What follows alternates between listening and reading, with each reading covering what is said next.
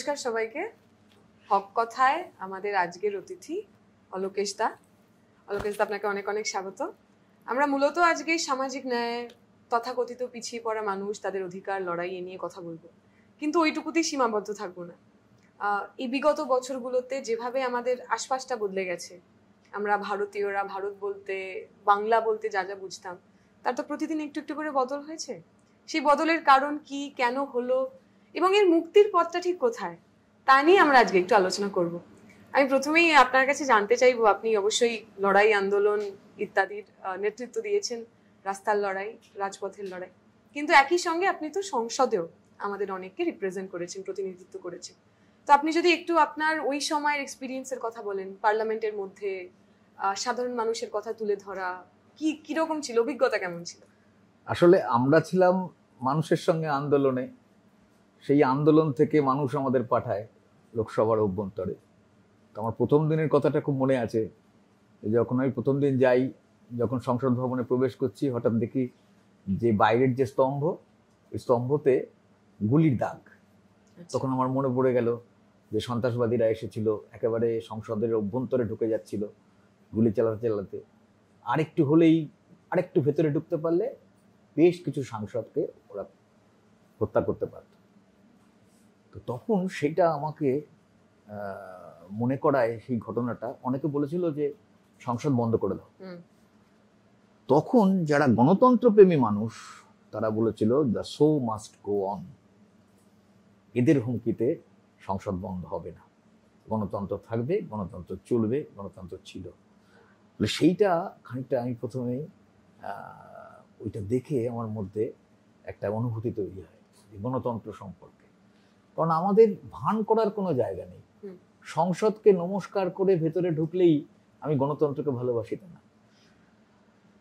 এটা যেমন একটা ঘটনা। আর একটা ঘটনার সাক্ষী আমি হয়েছিলাম আমাদের যখন ত্রয়োদশ লোকসভা শেষ দিন, তখন একজন ভদ্রলোক এসেছিলেন, সম্ভবত তার নাম সুবোধ হাঁসদা।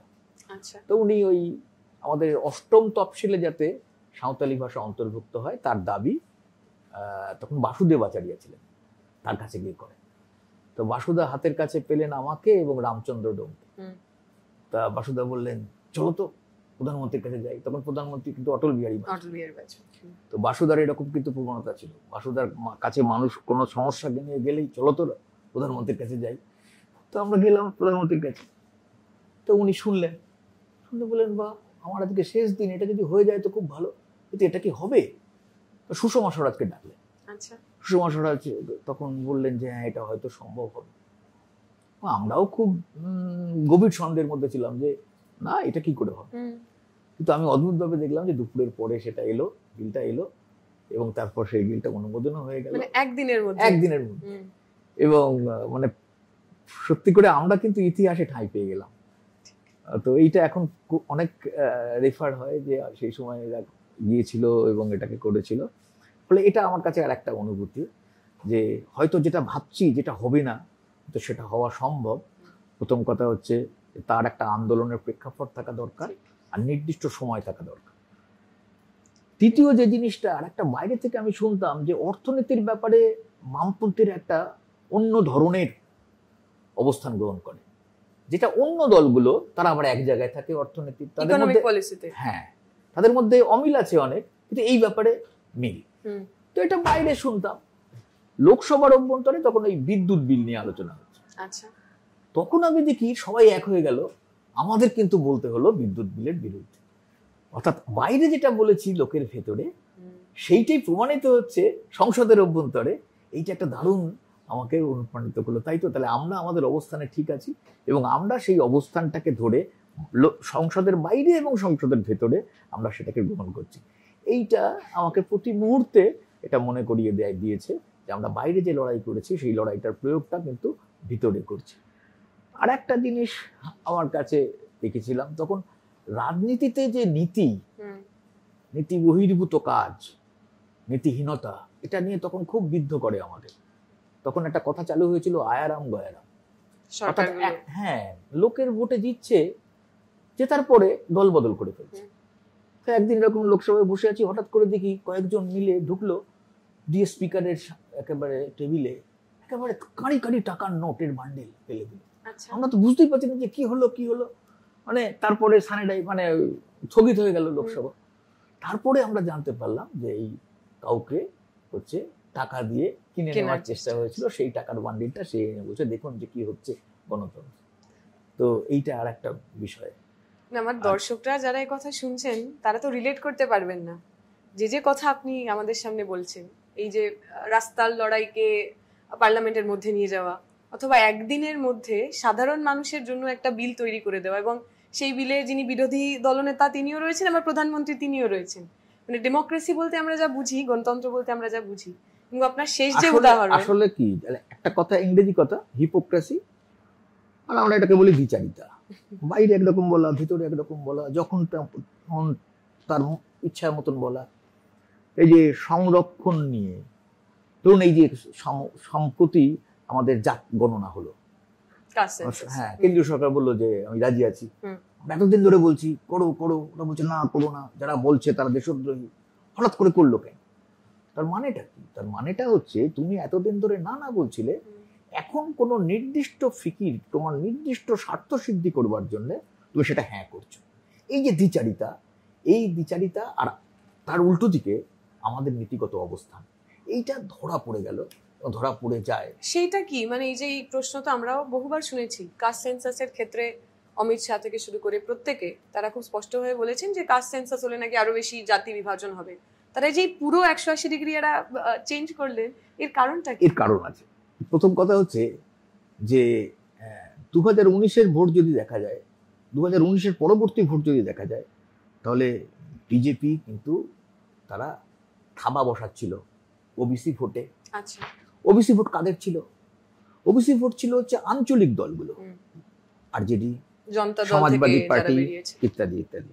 অর্থাৎ পিছনের দিকে যদি তাকানো যায়, জয়প্রকাশ নারায়ণের যে ফ্র্যাগমেন্ট, যে অংশ, লোহিয়া রাজনীতির যে অংশ, সেই মন্ডল কমিশন পরবর্তী, তো সেইটা 2024-এর আগে পরে এটা কিন্তু সাংঘাতিক ক্ষয় হচ্ছে।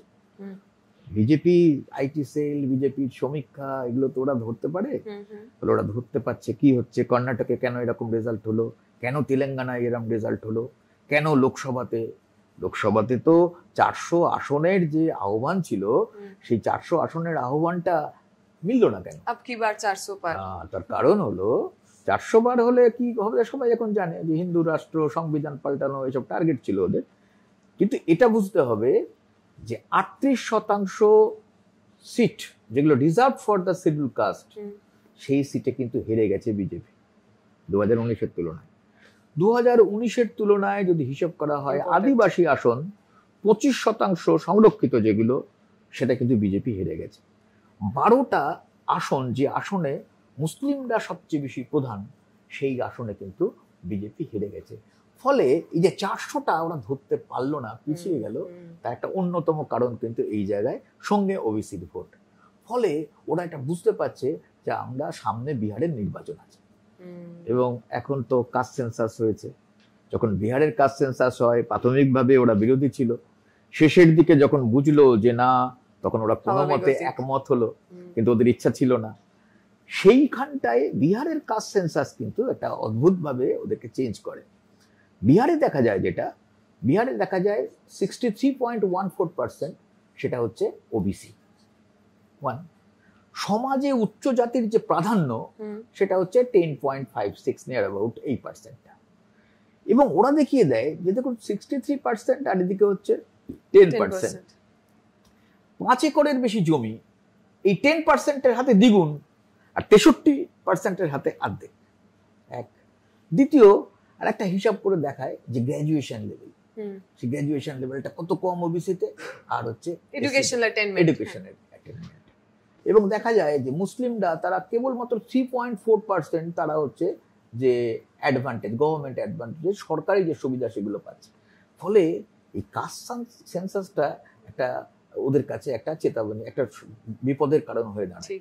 তখন এখন দেখুন ঘোষণা করেছে যে জনগণনার সঙ্গে জাতি গণনা করবে, কোনো প্যারামিটার করেনি, কোনো টাইম বাউন্ড কিছু করেনি, কিভাবে কি হবে। কোনো মতে হয়তো বিধানসভা নির্বাচন বিহার অতিক্রম করতে চাইছে, যারা 2021 থেকে 2025 অব্দি টেনে নিয়ে যায় জাতি গণনা, মানে জনগণনা, এর আগে কখনো হয়নি।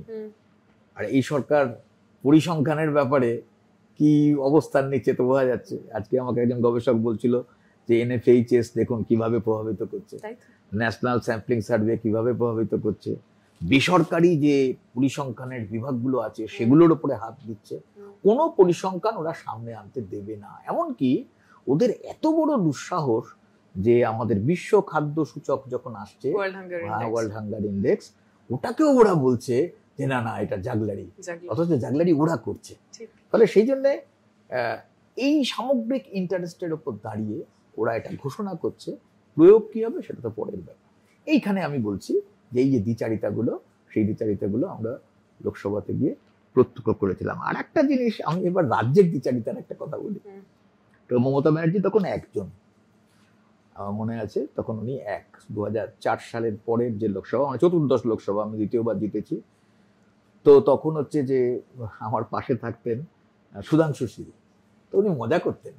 রাজনীতিতে তো মজার ব্যাপারও হয়, সবসময় ব্যক্তি আক্রমণ তো আমরা করতে চাই না, করিও না, হয়তো কথার কথা বলি। তো উনি বলতেন দেখো মমতা ব্যানার্জি আসেই না, আর আসে তো কোনো কথা বলে না, চুপ করে বসে থাকে। তো ওনার একটা কথা ছিল যে কালীঘাটের ময়না কয় না কথা কয় না, জাস্ট আড্ডা মারার ছলে বলতেন। তো একদিন দেখি মমতা ব্যানার্জি এসেছেন, এসে উনি বসেছেন, বুঝতেই পারলাম না হঠাৎ করে কি একটা বললেন, বলে একটা কাগজ ছুড়ে দিলেন স্পিকারের দিকে। আচ্ছা, সবাই খুব অবাক হয়ে গেছে। তখন সোমনাথ দাস স্পিকার ছিলেন না, মানে আর আমাদের ডেপুটি স্পিকার ছিলেন। তো উনিও খুব ভদ্রলোক, অবাক হয়ে গেছেন উনিও, কি হলো। পরে আমরা শুনতে পেলাম যে গাইঘাটা বিধানসভা কেন্দ্রের সেখানকার কিছু ইলেকট্রাল রোল নিয়ে এসে উনি ওটা করেছেন যে এখানে সব বাংলাদেশিরা আছে, এবং উনি তখনকার যে সরকার, বামফ্রন্ট সরকারের বিরুদ্ধে আঙুল তুলতেন যে এরা বাংলাদেশ থেকে লোক এনে ধরে ধরে তাদের ভোটার করে তারপর হচ্ছে তারা নির্বাচনে দিচ্ছে। আর এখন দেখুন, এখন তো প্রমাণ পেয়ে গেছেন যে লোকটি থাকে কোথায় যেন, ওই যে আমাদের দক্ষিণ 24 পরগনায় থাকে, সেই লোকটাকে দেখা গেছে যে বাংলাদেশে সে হাসিনা সরকারের বিরুদ্ধে, তথাকথিত কোটা বিরুদ্ধে আন্দোলন করছে। ফলে সেই জন্য এই যে দ্বিচারিতাগুলো, উনি উদ্বাস্তুদের বন্ধু সেজেছেন, উনি নাগরিকত্বের পক্ষে একদম টলটল অবস্থান গ্রহণ করছেন, এরকম দেখাচ্ছেন।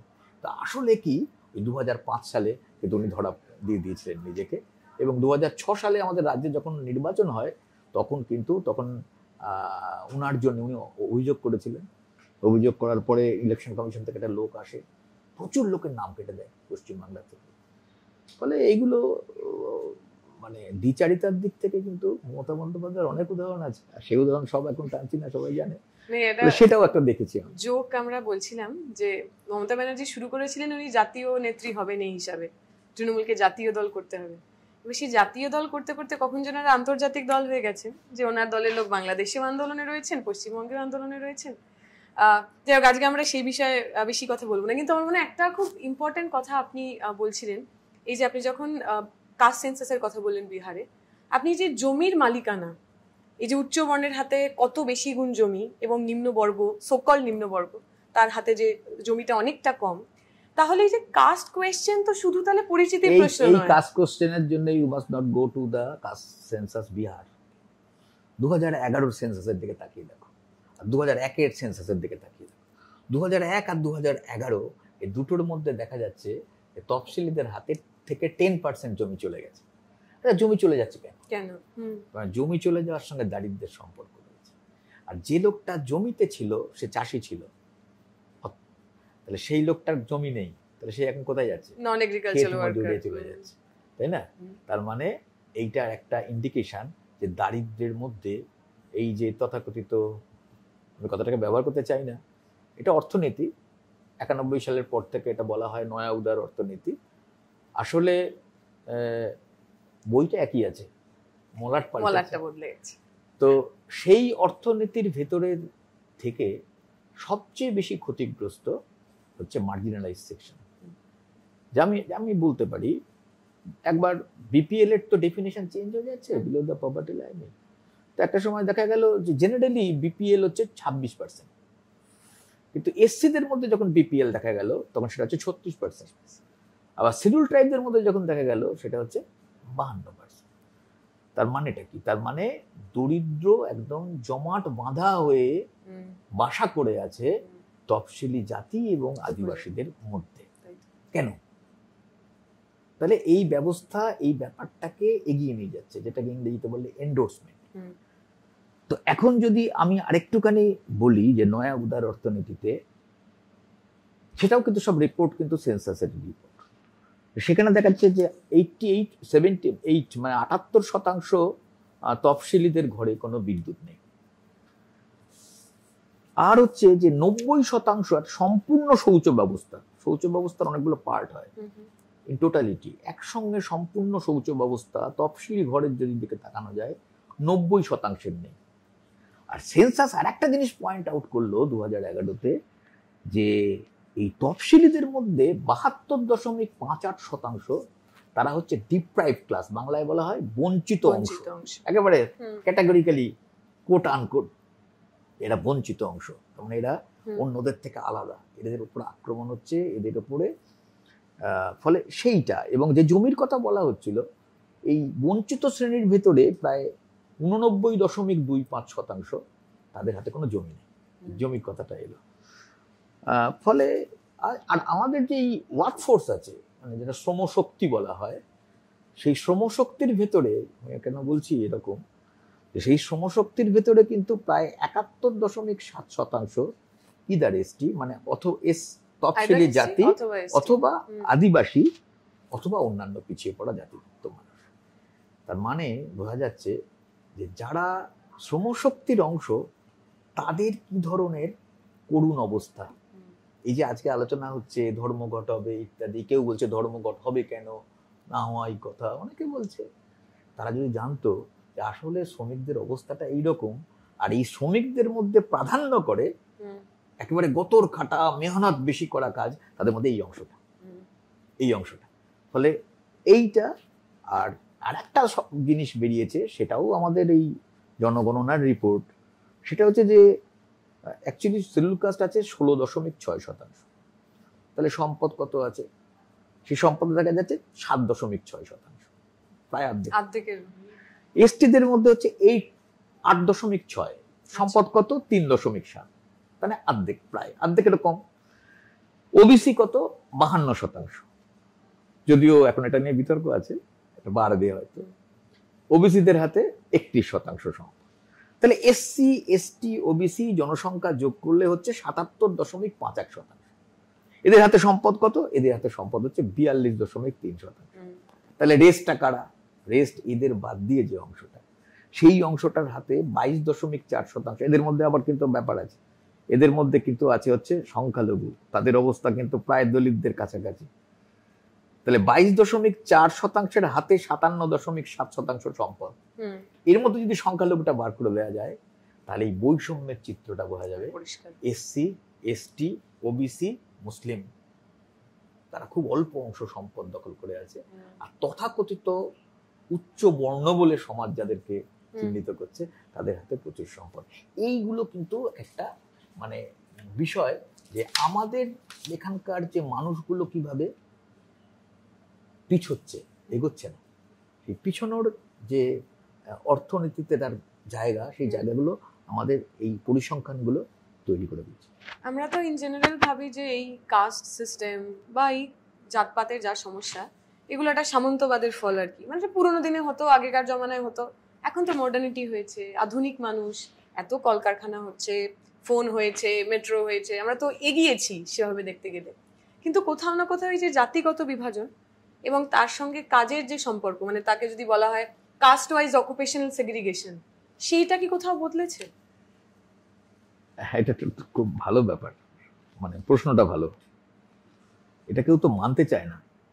আচ্ছা, পশ্চিমবাংলায়, এই পশ্চিমবাংলা দিয়ে শুরু করি। একদম পশ্চিমবাংলায় যখন একটা লোককে দিয়ে কাজ করানো হয়, তাকে কম মজুরি দেওয়ার অভ্যাস থাকে।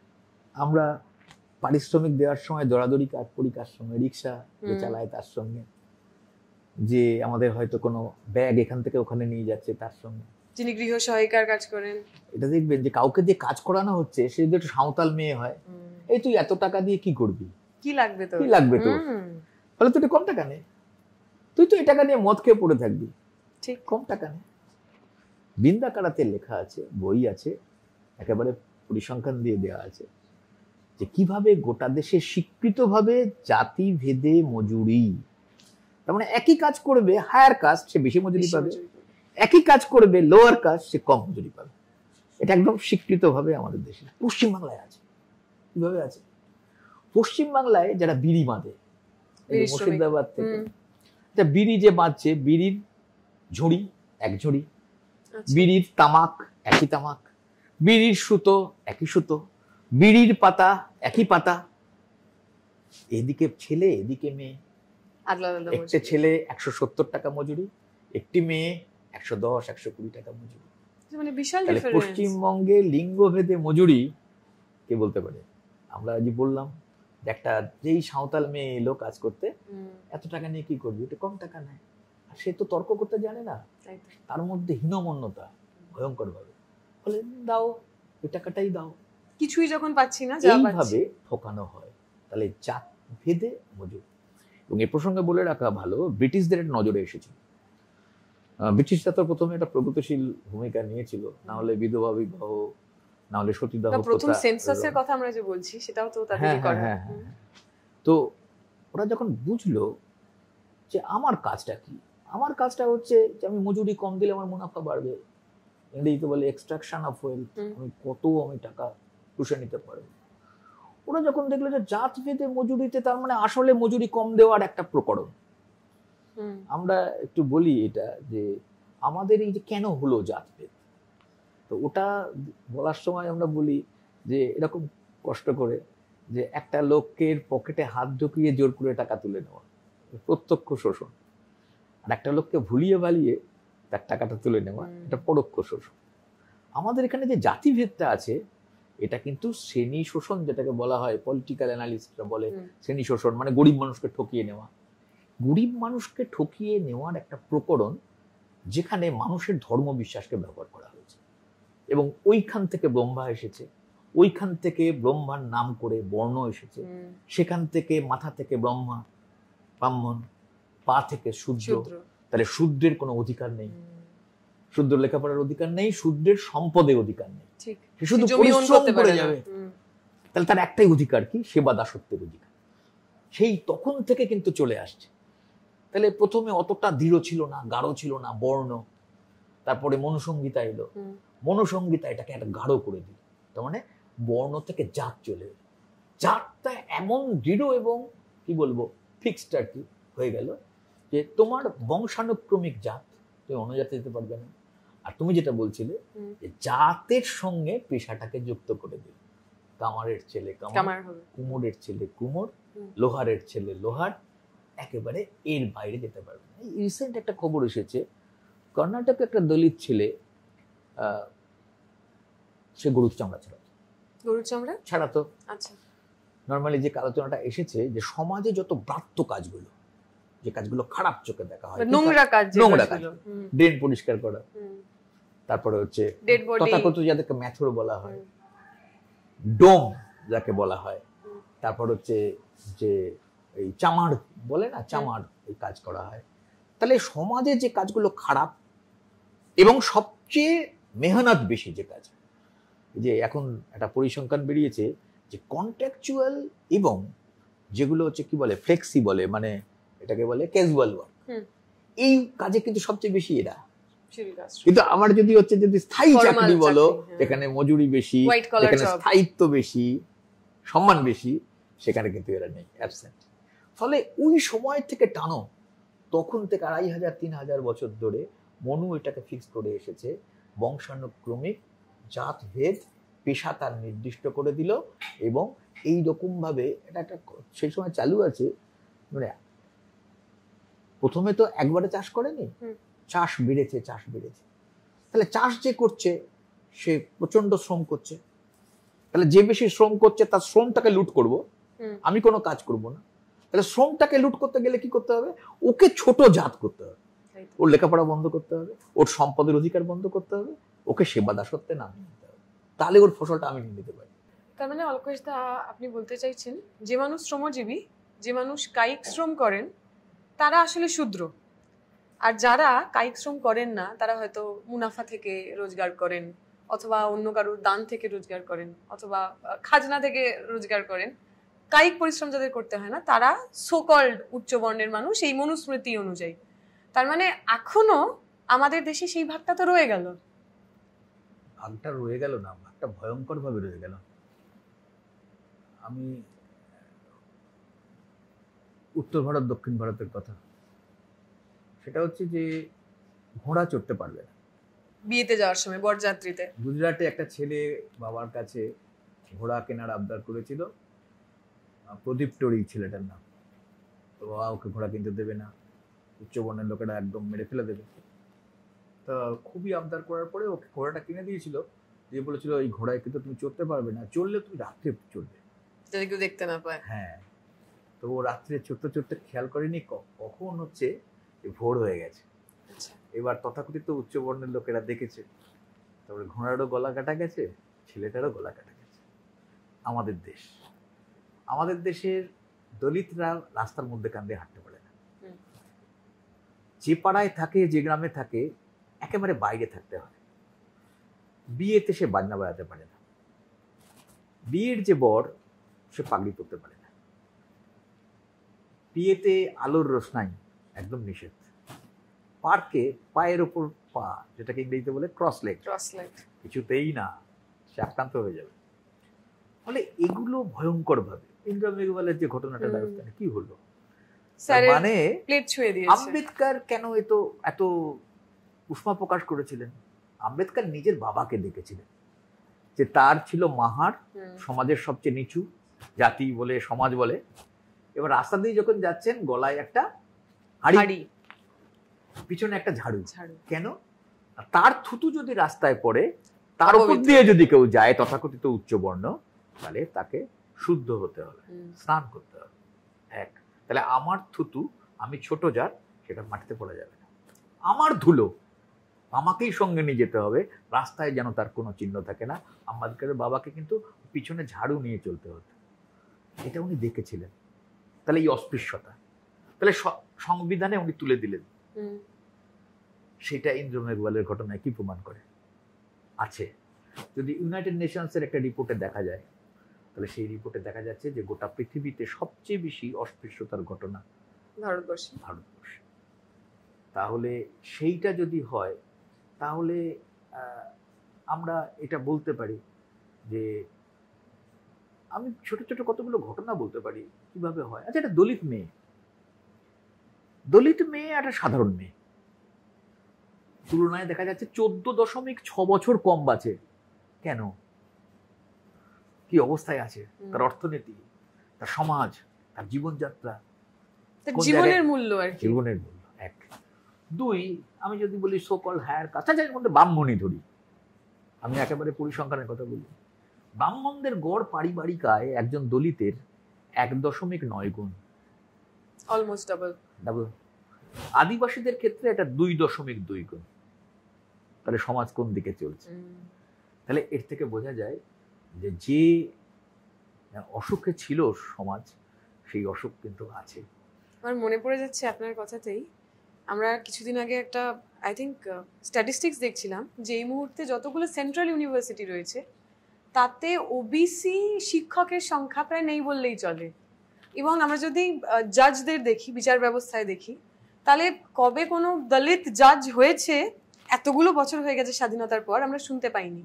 তাহলে এই যে আমাদের মনের মধ্যে বা আমরা যেই বলতে চাইছি যেটা শাইনিং ইন্ডিয়া আগে बढ़ रहा है, তাহলে আসলে ভারতে কারা আগে बढ़ रहा है আর কি, কারা এগিয়ে যাচ্ছে? একেবারে উপর থেকে শুরু করা যায়। সুপ্রিম কোর্টে 47 জন জাজের মধ্যে 40 জন ব্রাহ্মণ। আচ্ছা, আইএএস এ কিন্তু রিজার্ভেশন আছে। তো আইএএস রিজার্ভেশন থাকার পরেও দেখা যাচ্ছে যে প্রচুর পরিমাণে নন রিজার্ভড অংশ এবং পার্সেন্টেজে আসছে না। কি ব্যাপার? তখন দেখা গেল যে আইএএস এর সঙ্গে আইএএস প্রমোটই আছে। আইএএস প্রমোটই যখন হয় তখন আর রিজার্ভেশন অ্যাপ্লিকেশন হয় না।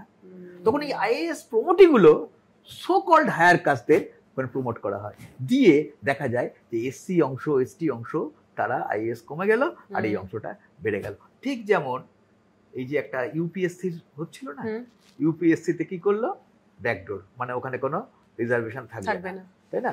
অর্থাৎ ইউপিএসসিতে টপ গ্রুপ ট্যাগদের ভেতরে কোনো রিজার্ভেশন থাকবে না, so called application of higher caste থাকবে। ফলে এইরকম ভাবে ঘুরপথে রাজ্যসভায় কোনো রিজার্ভেশন নেই। তাহলে রিজার্ভেশন না থাকলে কি হয়? আম্বেদকর যদি এই প্রভিশন না দিতেন, তার জ্বলন্ত প্রমাণ হচ্ছে রাজ্যসভায় কোনো 15%, 7.5% কোনো চিহ্ন মাত্র নেই। 233 জন হচ্ছে রাজ্যসভার মেম্বার, এসসি এসটি নেই বললেই চলে, যেহেতু যে কাউকে করা যেত। আচ্ছা, আমাদের যে সিটগুলো হয়, কিছু সিট এসসি রিজার্ভড, কিছু সিট এসটি রিজার্ভড, তাই তো? কিছু জেনারেল। আচ্ছা, কি জেনারেল সিটে কতজন এসসি এসটি জায়গা পায়? কজন এসটি জায়গা পায়? এর থেকে বোঝা যায় দৃষ্টিভঙ্গিটা বেঁধে দেওয়া হয়েছে বলে তুমি তথাকথিত ক্ষমতায়নের বিষয়টা নিয়ে মাতামাতি করছো। তোমার যদি বেঁধে না দেওয়া হতো, তুমি চলতি খাতে গড্ডালিকা প্রবাহের মধ্যে থাকতে এবং তথাকথিত ব্রাহ্মণ্যবাদ সেটাকে তুমি এস্টাবলিশ করতে। যদি এসব খবর আসে সামনে ভালো হয়, তো আমরা কি এতগুলো মিডিয়া এত বাড়ছে পাই খবর, তারও একটা কারণ আছে। হচ্ছে যে মিডিয়া নিউজ রুম তুমি যদি 121 জনকে পাও, তার মধ্যে 106 জন হচ্ছে সো কল্ড হায়ার কাস্ট, উচ্চবর্ণ। তাহলে তোমার এদের কথা বলবে কে? একটা অক্সফ্যাম রিপোর্ট 2019 যদি তুমি দেখো, সেখানে ওরা বলেছে যে ডেইলি পেপারগুলো হয় না, তার ফার্স্ট পেজে 972টা যদি আর্টিকেল থাকে, তাহলে 972টা আর্টিকেলের মধ্যে কেবল 1% যেটা হচ্ছে জাত সমস্যা সম্পর্কিত। অথচ এটা কিরকম হিমালয় পর্বতের মতন সমস্যা, আমরা এতক্ষণ যে আলোচনাগুলো করলাম সেই আলোচনাগুলোর মধ্যে কিন্তু পরিষ্কার এলো, কিন্তু আসলে সেটা মাধ্যমে কোনো ঠাঁই পাচ্ছে না। ফলে এইগুলো হচ্ছে একটা ব্যাপার। আমাদের ইউজিসির চেয়ারম্যান অনেকগুলোর সঙ্গে আমার কথা হয়েছে। একজন তো আমার ইউনিভার্সিটির প্রাক্তন উপাচার্য ছিলেন। আমি সম্ভবত প্রফেসর জসপাল, তখন আমার মনে আছে আমি ওনার সঙ্গে মিট করেছিলাম। আমরা ইউনিভার্সিটি এক্সিকিউটিভ কাউন্সিলে ছিলাম, ওখান থেকে আমরা যাই একটা মিট করতে, তো ওই একটা আমার আলাপ। তারপরে সুখদেব থোরাট, তিনি ইউসির চেয়ারম্যান হয়েছিলেন, আমি ইউনিভার্সিটিতে কনভোকেশনে নিয়ে এসেছিলাম, আলাপ। তো এরকম 17 জন ইউজিসির চেয়ারম্যান হয়েছে, একমাত্র সুখদেব থোরাট ছাড়া আর কেউ কিন্তু ছিল। এটা এইসব কথাগুলো বললে অনেকে বলে এই দেখেছো জাতের কথা আনছে, জাতবাদী কথাটা আনছে, কিন্তু প্রদীপের আলোটাকে তুমি ফোকাস করো, প্রদীপের নিচে এই ধরনের অন্ধকারগুলো রয়েছে, সেই অন্ধকারের কথা বললেই তুমি অন্ধকারের লোক, তুমি জাতের লোক। অর্থাৎ অধিকারের প্রশ্ন তুললেই আক্রমণ, যেটা এই 2014 সাল থেকে হচ্ছে। অধিকার বোধ বাড়ছে এই অংশের ভেতরে, তারা এই কথাগুলো বলছে, তারা অধিকার চাইছে, সমান অধিকার চাইছে, ইকুয়ালিটি চাইছে, নট ইউনিফর্মিটি। ইকুয়ালিটি যত চাইছে তাদের উপর আক্রমণ হচ্ছে। তার জন্য ওই এসসি এসটি পিওএ অ্যাক্ট, যেটা এদেরকে খানিকটা স্বস্তি দেয় যে তোমাকে জাত তুলে কেউ গালাগাল দিতে পারবে না, সেইটাকে লঘু করার চেষ্টা করা হয়েছিল। তারপর তারা ধর্মঘটে গোটা দেশে নেমে গেল, তাদের উপর আক্রমণ হলো, পুলিশের গুলি চললো, 8 জন মারা গেল। এইগুলো সব একটা ইঙ্গিত।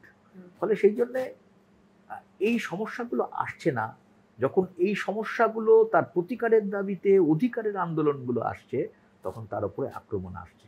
আজকে যে এই যে এনসিআরবি রিপোর্ট করছে যে দলিতদের উপরে অত্যাচার বাড়ছে, তার একটা কারণ কিন্তু এদের মধ্যে অধিকার বোধ জাগ্রত হচ্ছে, অধিকারের আন্দোলন তৈরি। আপনি বললেন ইউনিফর্মিটি নয় কিন্তু ইকুয়ালিটি, এবং সেখান থেকে তাহলে আমাদের দ্বিতীয় মানে পরের প্রশ্ন যেটা আমরা করতে পারি যে ইউনিফর্ম সিভিল কোড যা নিয়ে প্রচুর চর্চা হচ্ছে।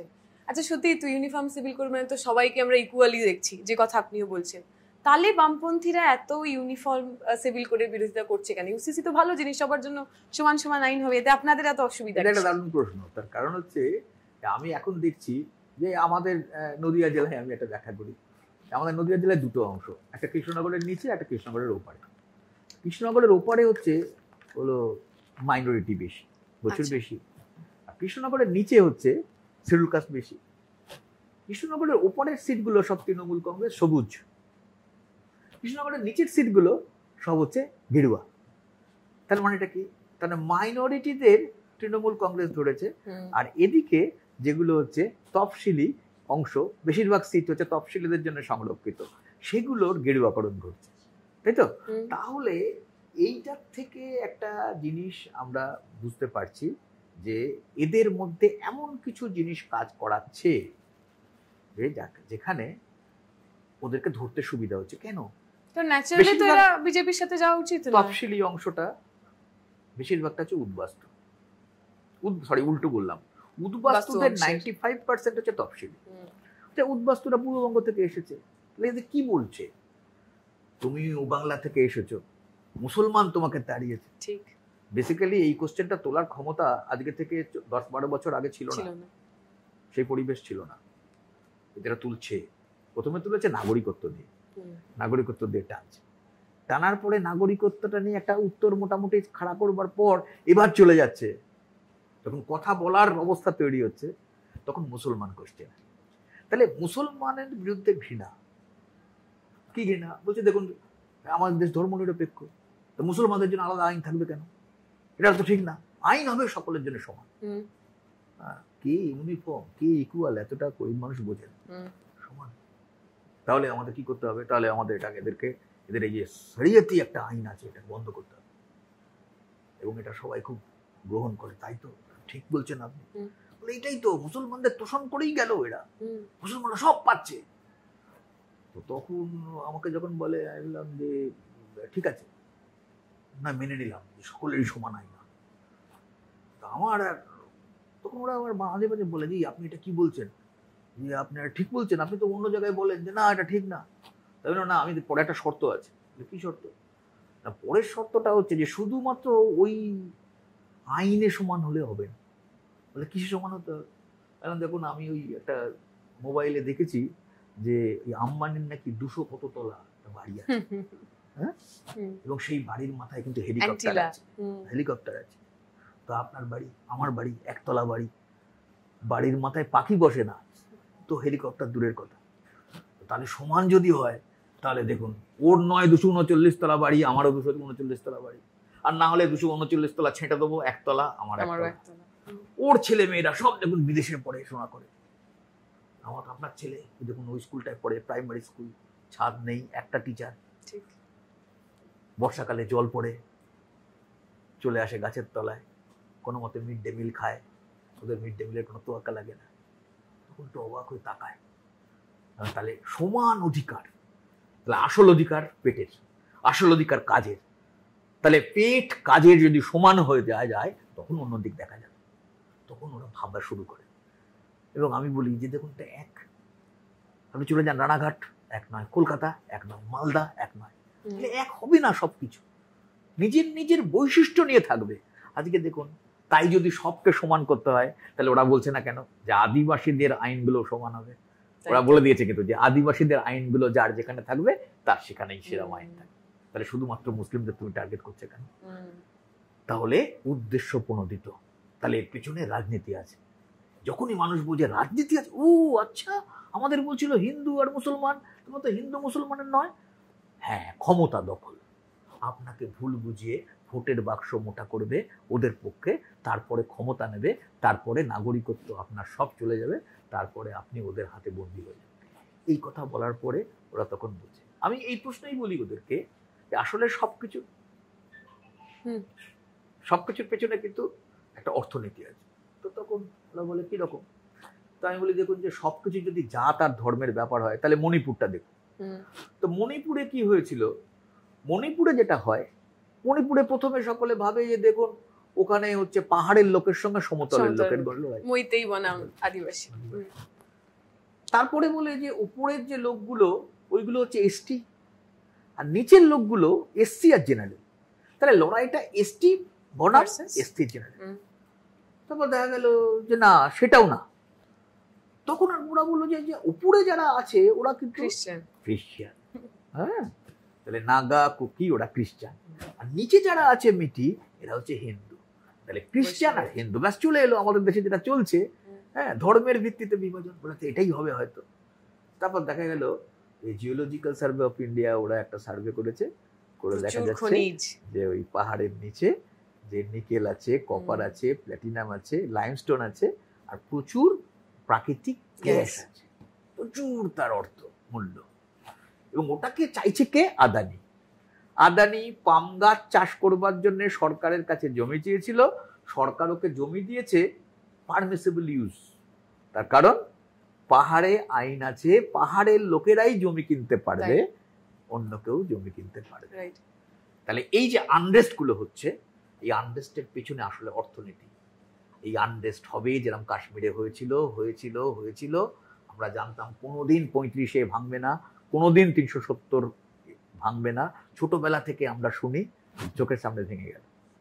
তাহলে এই যে অস্থিরতার পিছনে পুঁজির হাতকে শক্তিশালী করা, তাহলে সামনে জাত, সামনে ধর্ম, সামনে প্রাদেশিকতা, সামনে ভৌগোলিক অবস্থাগুলো দিয়ে আমাদের চোখে ধুলো দিয়ে দিচ্ছে। ফলে এইগুলো ধুলো দেওয়া, কাশ্মীরও তাই। কাশ্মীরে যে 35-এ, কাশ্মীরে আমার মনে আছে আমি শিয়ালদা স্টেশনে একবার জুতো পালিশ, আমি করি না সাধারণভাবে, তো একটা ছেলে আছে, ওর টাইটেল হচ্ছে দাস, ও মনে করে ও আমি দাস, ও দাস, ও কিভাবে জেনেছে? তো বলে না মানে আপনার জুতো, তো আমি তো করবো না, না আপনাকে করতে হবে, তো করে। তো বললো দাদা এটা কি সত্যি কাশ্মীরে হচ্ছে মুসলমানেরা তারা সব জমি কেনে, হিন্দুরা জমি কিনতে পারে না? তো আমি বললাম তোর কে বলেছে?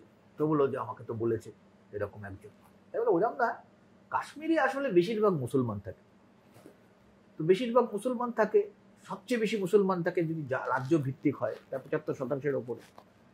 তা ওখানে একটা আইন আছে যে ওখানকার লোকেরাই জমি কিনতে পারবে, তাহলে যে মুসলিমগুলো আছে তারা জমি কিনতে পারবে, হিন্দু জমি কিনতে পারবে। হ্যাঁ, বললো আমাকে বলেছে যে আমি জমি কিনবো, তো তো আমি জমি কিনতে পারবো না, না তুমি জমি কিনতে পারবে না।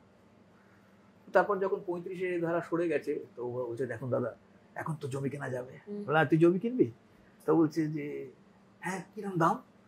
তা আমি বললাম এই জায়গাটা খুব ভালো জায়গা, যেটাকে ভূস্বর্গ বলা হয়, বাইরের লোকেরা আসে, হোটেলে থাকে, তার 1 স্কোয়ার ফুট জমির দাম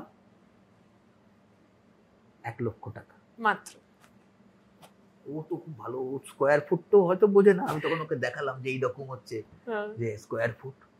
ও তখন বললো ও বাবা এটা কি করে হবে, এত টাকা? তাহলে তাহলে তাহলে তুমি গরিব লোক, তোমাকে বুঝিয়েছিল যে তুমি হিন্দু, তুমি জমি কিনতে পারছো না, তুমি জমি কিনতে পারবে, সেই জন্য 370 দ্বারা বাতিল করতে হবে, 35 দ্বারা বাতিল করতে হবে। বাতিল হলো, এখন সবচেয়ে জমি কিনছে ওখানে যে সে আম্বানি, সে আদানি, সে সবচেয়ে বড় লোক হিন্দু, এমনকি সবচেয়ে বড় লোক মুসলমানও সে জমিটা কিনতে পারছে। তাহলে কি হলো, বড় লোকের স্বার্থের জন্য করা হলো, সামনে ধর্মটাকে নিয়ে চলা হবে। তাহলে এইটাই ভারতীয় সমাজনীতি, রাজনীতি, সরকার এই প্রেক্ষাপটে চলছে। ফলে এইটা মানুষকে বুঝতে হবে যে আসলে অর্থনীতিটা যা চলছে, সেই অর্থনীতিটাকে আড়াল করবার জন্য মানুষ যাতে সঙ্গবদ্ধ না হয়, তাকে ভাগ করো। বিভিন্ন পরিচিতি। রবীন্দ্রনাথ বলেছিল যে ধর্ম আর ধর্মতন্ত্র। রবীন্দ্রনাথ বলেছিল ধর্ম মুক্তির পথ আনে, আর বলেছিল ধর্মতন্ত্র দাসত্বের দিকে মানুষকে এগিয়ে নিয়ে যায়। এটা ধর্মতন্ত্র, এটা ধর্ম না। অথচ ভারতীয়দের মধ্যে তো এই ধর্ম নিয়ে এই যে উগ্রতা, কিন্তু আমরা কখনো দেখিনি। মানে প্রথম দিকে যদি আমরা দেখি 47-এ দেশ স্বাধীন হলো, আমরা তো বললাম যে আমরা ধর্মনিরপেক্ষ দেশ, তার মানে আমার দেশে যিনি সিটিজেন বা নাগরিক হবেন, তার ধর্মীয় পরিচয়টা, তার যে নাগরিকত্ব, তার সাথে তার কোনো সম্পর্ক নেই। কিন্তু এই যে আপনিও বলছিলেন এনআরসির কথা, সিএ এর কথা, সেটা তো কোথাও না কোথাও এই যে দ্য আইডিয়া অফ ইন্ডিয়া, কে ভারতীয়, সেই ধারণাটাকেই তো কোথাও না কোথাও যেন গোলমাল করে দিয়েছে। আসলে নাগরিকত্ব যেটা, এখন প্রথম কথা হচ্ছে আমাদের 55 সালে একটা আইন ছিল। সেই 55 সালের আইন ছিল যে আমাদের দেশে যে জন্মাবে সে নাগরিক। এরকমও ব্যাপার আছে যে আমাদের দেশের বিমানের মধ্যে একটা কেউ সন্তান হলো, ন্যাচারালাইজেশন হয়। কিন্তু সেটা প্রথম একটা পরিবর্তন হয়। সে পরিবর্তনে হচ্ছে বাবা বা মা কাউকে একটা নাগরিক হতে হবে, আচ্ছা এদেশের নাগরিক। এটা রাজীব গান্ধী করে। তারপর এটা আদবানি যখন ছিল, আমরা তখন পার্লামেন্টে ছিলাম, আদবানি একেবারে পেরেক ঠুকে দেয়। আদবানি বলে যার হাতে কোনো বৈধ কাগজপত্র নেই সে হচ্ছে নাগরিক নয়। আচ্ছা। 2, তার বাবা মা দুজনকেই এদেশের নাগরিক হতে হবে, যে কোনো অ্যাকশন হলে হবে না। এইটা মানে হচ্ছে যে আমাদের দেশের প্রায় 90% উদ্বাস্তু ইত্যাদি তাদের আর নাগরিকত্ব রইল না। তো ফলে যখন বিজেপি বলে, যারা সরকারে আছে, যে আমরা নাগরিকত্ব সম্পর্কে আমাদের সরকার মোদি কতটা যত্নবান, তখন আমি ফার্স্ট কোশ্চেন করি, নাগরিকত্ব কার লোকে? নাগরিকত্ব কেড়েছে আদবানি, এই ক্রাইটেরিয়াটা। এবং এই যে এনআরসি, তাই না, এই এনআরসিটা ইন্ট্রোডিউস করলো কে? আদবানি। আদবানি এই সর্বনাশটা করে গেছে, রইল। তারপর হচ্ছে যে এই যে 2019 সালের যে প্রেক্ষাপট, ওখানে কি বলা হয়েছে? 2014 সালের 31শে ডিসেম্বরের আগে যারা এসেছে, কারা এসেছে? 3টে দেশ থেকে এসেছে। কোন দেশ? বাংলাদেশ, পাকিস্তান, আফগানিস্তান। 6টা ধর্মের লোক। কি কি? হিন্দু, বৌদ্ধ, জৈন, খ্রিস্টান, শিখ, পার্সি, তাই তো? তাহলে 6টা ধর্মের লোক, তারা আবেদন করলে নাগরিকত্ব পাবে। প্লেন। তাহলে কি বাদ গেল? মুসলমান নেই, তাহলে তারা আবেদন করতে পারবে না। এই যে নাগরিকত্ব নিয়ে এত আন্দোলন হলো, মানে একটা, এই যে আমরা এত আলোচনা করছি হিন্দি, হিন্দু, হিন্দুস্তান, এবং এই যে আলোচনা হচ্ছে এখন একেবারে মানে আমাদের গোলওয়ালকার থেকে শুরু করে ইত্যাদি ইত্যাদি, সাভারকারের রেফারেন্স হচ্ছে, কিভাবে পুণ্যভূমি, তীর্থভূমি, পিতৃভূমি, এইসব কথাগুলো বলেছে। তখন থেকেই একটা পরিকল্পনা হচ্ছে যে একটা অংশকে তুমি একেবারে ফ্রিজ করে দাও, একটা অংশকে তুমি বার করে দাও, না হলে পদানত করে রাখো, এই যে অংশটা। তাহলে তারই কিন্তু রিফ্লেকশন হচ্ছে নাগরিকত্ব আইনে, সেটা রিফ্লেকশন। সেকেন্ডারি সিটিজেন করে রাখা, নাম্বার 1। তাহলে সিটি নয়, নো সিটিজেন, না হলে সেকেন্ডারি সিটিজেন, পায়ের তলায় থাকো, একেবারে মিলে যাচ্ছে এখন প্রথম থেকে, সাভারকার থেকে শুরু করে পর পর পর পর। তো এইটা একটা বিষয়। তৃতীয় আমি যে জায়গাটা আসতে চাইছি, এটা তো গেল ধর্মের ভিত্তিতে একজনের নাগরিকত্ব খতম করে দেওয়া, কিন্তু যে অংশটাকে সবচেয়ে বেশি নিয়ে যাচ্ছে সেটা হচ্ছে হিন্দু উদ্বাস্তু এবং হিন্দু উদ্বাস্তু। আচ্ছা, এই যে হলো 2019 গেল, 2024 অব্দি রুল তৈরি করতে সময় লাগলো, 5 বছরে রুল তৈরি হলো। 2019-এর সময় আমরা বলেছিলাম একদম সম্ভব নয়, চোখে ধুলো দিচ্ছে ভোটের জন্যে। 2024-এ আগে রুল তৈরি করলাম, আবার সেই আবহাওয়া তৈরি করল যে মোদি সবাইকে নাগরিকত্ব দিয়ে দিলেন। আচ্ছা, আজকে তো 25 সাল, কটা লোক পেয়েছে পশ্চিমবাংলায় নাগরিকত্ব? পেয়েছে কি? পাবে কি করে? প্রথম কথা, আমি সবসময় এরকম একটু ঠাট্টা করে বলি যে আবেদন কিভাবে করবেন। আবেদনের প্রথমে লেখা আছে যে আমি অলোকেশ দাস, আমি বাংলাদেশি। প্রথমে সে নিজেই স্বীকার করে নিচ্ছে। হ্যাঁ, নাম্বার 1। তাহলে আমাকে লিখে দিতে হচ্ছে আমি বাংলাদেশি। দ্বিতীয়, ভানু বন্দ্যোপাধ্যায়ের একটা কথা ছিল, ওকে জিজ্ঞাসা করেছিল আচ্ছা পিলারে কটা এল লাগে, তো তখন ও বলেছিল যে একটা এল এলেই হয়, তো 2টো এলে একটু মজবুত হয়। দ্বিতীয় কথাটাই ও বলছে, লেখাচ্ছে আমি কেন ভারতের নাগরিক হতে চাই তার কারণ ... তার প্রথমে বলিয়ে নিল বাংলাদেশি, দ্বিতীয়বারে আমি যে ভারতের নাগরিক নই এটাকে এস্টাবলিশ করিয়ে দিই। তৃতীয় পয়েন্ট হচ্ছে তোমাকে বাংলাদেশে যেতে হবে। চতুর্থ, আমি যে হিন্দু তার প্রমাণ দিতে হবে। ওই যে হিন্দু বলেছে, বৌদ্ধ বলেছে। দেখুন ওয়াকাফে কি হয়েছে, ওয়াকাফে হচ্ছে সবাই টাকা দিতে পারতো ওয়াকাফে, এখন বলছে না কোনো হিন্দু টাকা দিতে পারবে না, নাম্বার 1। 2, সব মুসলমান টাকা দিতে পারবে না। যে মুসলমান গত 5 বছর ধরে এক কাট্টা মুসলমান, সে টাকা দিতে পারবে, তার মানে তার মুসলিমত্ব প্রমাণ করে দিতে হবে, তাই না? তাহলে এখানেও তার হিন্দুত্ব প্রমাণ করে দিতে হবে। তাহলে সমস্ত এই যে বলা হয়, একটা নতুন টার্ম এসেছে এখন কদিন ধরে শুনছি, ওটাকে বলে নয়া ফ্যাসিবাদী বৈশিষ্ট্য। এই বৈশিষ্ট্যগুলো কিন্তু সব জায়গায় এক রকম হয়ে থাকে। তাহলে এই নাগরিকত্বও কিন্তু এইটা, তোমাকে বাংলাদেশে যেতে হবে, বাংলাদেশে গিয়ে তোমার প্রমাণপত্র আনতে হবে। কি প্রমাণপত্র আনবে? দেখো, আমি যখন হাসিনা ছিল তখন আমি গল্প করতাম যে কি করতে হবে, বলে আচ্ছা ঠিক আছে, থানা থেকে একটা এফআইআর নিয়ে চলে আসবো না, তোমাকে হাসিনা গভর্নমেন্টের কাছ থেকে ক্রেডেনশিয়াল নিয়ে আসতে হবে। মানে আমি তখন ঠাট্টা করে বলতাম, ও তাহলে গাছেনার কাছে যেতে হবে, হাসিনা রে হাসিনা, এদেশে মোদির জ্বালায় আর বাসি না, আমার একটা কাগজ দে। ও লিখে দেবে যে এদেশের মুসলমান ধর্মীয় অত্যাচারের কারণে এদেশে আসতে হয়েছে। তাহলে ওখানে লিখতে হবে ওকে যে মুসলমানের অত্যাচারের কারণে আমি ভারতে যেতে বাধ্য হয়েছি। কোনোদিন দেয়? ওদেশে মুসলমান কত অংশ? কেউ দেবে? দেয়? তাহলে বাঘের দুধ পাওয়া যায় না, তাই না? বাঘের দুধ পাওয়া গেলেও নাগরিকত্ব। এই জন্য আমরা বলেছিলাম সেই সময় যে কাগজ নেই দেখায়। যে কাগজের কথাগুলো বলছে সেই কাগজগুলো আসলে মৃত্যু ফাঁদ। আমি আর খুব বিশদে যাচ্ছি না, আমি মূল কথাগুলো বললাম। এগুলো হচ্ছে মৃত্যু ফাঁদ।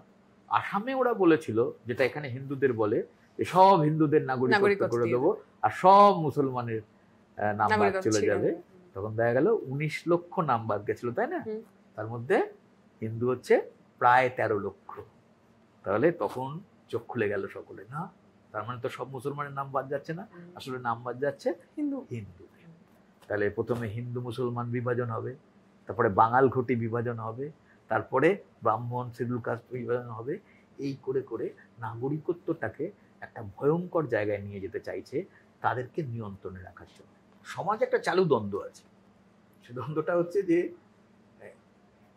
যত কিছু চাকরি আছে চাকরির বেশিরভাগ নিয়ে চলে যাচ্ছে এসসি এসটিরা। ফলে আমরা জেনারেল কাস্ট, আমরা কোনো কাজ পাচ্ছি না, মানে তার জন্য দায়ী হচ্ছে এরা। এবং এই যে সোনার চাঁদ বলে এসসিদের পিছন থেকে, তারপরে সোনার টুকরো বলে শিডিউল ট্রাইবদের, তার পিছনে কিন্তু এই গল্পটা আছে। তো আসলে ঘটনাটা কি? ফার্স্ট কথা হচ্ছে যে এটা সকলে তুমি জানো, গবেষণা করতে গিয়ে ইতিমধ্যে পেয়েছো যে আমাদের 98% workforce they are in unorganised, তাই না? অসংগঠিত ক্ষেত্রে কাজ করে। তাহলে 98% তাদের কোনো সংরক্ষণের সুযোগ নেই। আম্বেদকর বলেছিলেন সরকারি কাজে এবং শিক্ষায় সংরক্ষণের প্রয়োগ। তাহলে 98% চলে গেল, তাহলে 2% রইল। 2%-এর ভেতরে আবার 1% হচ্ছে সরকারি, 1% বেসরকারি। সংগঠিত ক্ষেত্রর 1% সরকারি, 1% বেসরকারি। তাহলে 1% সরকারি রইল। এবার এই 1%-এর ভেতরে 15% আর 7.5%, 22%। আচ্ছা, আমি যদি ওবিসিদের সংরক্ষণটাও ধরে নিই তাহলে আবার বলা যায় 49.5%। তার বেশি কিন্তু পসিবল নয়। যদিও এর মধ্যে আরো একটা ব্যাপার আছে, প্রমোশন, সেটাও হচ্ছে এর বাইরে চলে যাবে। আমি 49.5% ধরি। তাহলে 49.5%-এর অর্ধেক যদি প্রমোশনে চলে যায় তাহলে 24%, 24.5। এইবারে তার অর্ধেক অংশ ওই যে নন ফাউন্ড সুইটেবল হয়, তারপরে নিয়োগ হয় না ইত্যাদি, কম সিট থাকলে তাতে ইমপ্লিমেন্টেড হয় না। তাহলে দেখা যাচ্ছে 0.112% সেইগুলো রিজার্ভেশনে চাকরি হয় সরকারি ক্ষেত্রে মাত্র। এই তথ্যটাকে আড়াল করা হয়। তার মানে আমরা তখন বলি যে কি, তার মানে সরকার কিন্তু কাজ দিতে পারছে না, তাই না? সরকার কাজ দিতে পারছে না, সরকার শিক্ষা দিতে পারছে না, সরকারি শিক্ষাটাকে সংকুচিত করে দিচ্ছে, সরকারি কাজটাকে সংকুচিত করে বেসরকারি জায়গায় নিয়ে যাচ্ছে। সরকারি ক্ষেত্র যদি বেসরকারি ক্ষেত্র হয় তাহলে সংরক্ষণ কোথায় হবে? আরো কমে যাবে।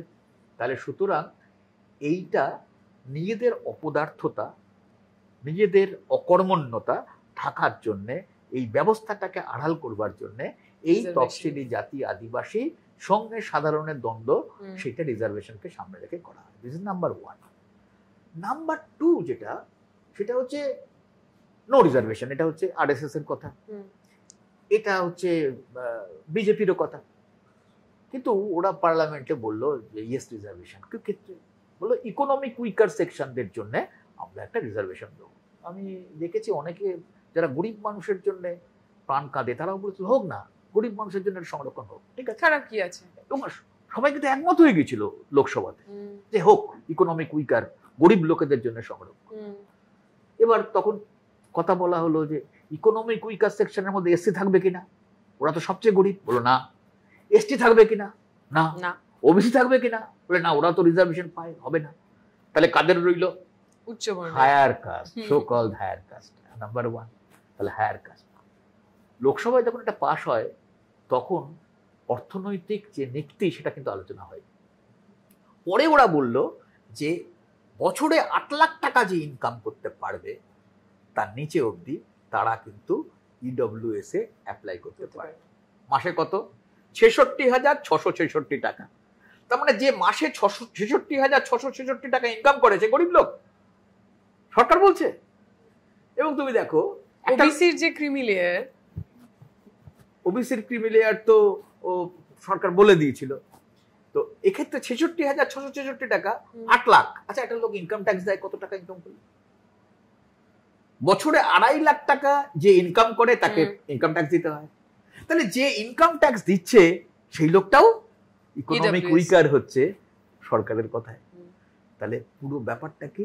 পুরো ব্যাপারটা হচ্ছে তথাকথিত উচ্চবর্ণ এবং সচ্ছল অংশের জন্য সংরক্ষণ। তাহলে ওরা তফসিলিদের সংরক্ষণের বিরুদ্ধে। মোহন ভাগবত বিহারের গত নির্বাচনের আগে বলেছিল আমরা ক্ষমতায় পেলে সংরক্ষণ তুলে দেব। এখন উল্টো গান গাইছে, এই অংশের ভোটটা কমে যাচ্ছে, তাদের ভোটটা নেবে বলে এখন আবার মোহন ভাগবত বলছে না, জাতপাতের দিকে যাওয়া যাবে না, সবটা অঙ্ক করে। ফলে সেই জন্যে ইডব্লিউএসটা একটা প্রমাণ যে এরা আসলে মনুবাদে বিশ্বাস করে, এরা আসলে ব্রাহ্মণ্যবাদে বিশ্বাস করে। আমাদের আলোচনার ভিতরে যেটা আমি একটুখানি অন্য আমাদের রাজ্যের মধ্যে একটু ঢুকতে চাইছি, কারণ মমতা ব্যানার্জি তো এই মুহূর্তে বিজেপি আরএসএস মনুবাদের সবচেয়ে বড় বিরোধী শক্তি। আমাদের রাজ্যের মধ্যে একটা কথা চালু আছে যে এই রাজ্যে নাকি কোনোদিন জাতপাত ছিল না, বলা হয় ভদ্রলোক society, progressive society. Progressive society. আমাদের এখানে যখন সেন রাজারা ছিল তখন থেকে এর উৎপত্তি, যদিও ওই যে ব্রাহ্মণ, ক্ষত্রিয়, বৈশ্য, শূদ্র এইভাবে ছিল, চতুর্বর্ণ। এখানে ছিল শূদ্র, সৎ শূদ্র, অসৎ শূদ্র বলা। আচ্ছা, তো এইবারে আমি কয়েকটা ঘটনা বলি, যেমন শুধু রামকৃষ্ণ যে মন্দিরে ছিলেন সে মন্দিরের মালিককে রানী রাসমণি। রানী রাসমণি জাতে কি? কৈবর্ত, ছোট জাতের মেয়ে। রামকৃষ্ণ লেখায় আছে, মানে রামকৃষ্ণ সম্পর্কে লেখায় আছে যে দক্ষিণেশ্বর মন্দিরে পুজো দিয়ে গেছেন রাসমণি, কেউ সেই প্রসাদ গ্রহণ করছে না, কৈবর্তের হাতের মেয়ের প্রসাদ নেব না।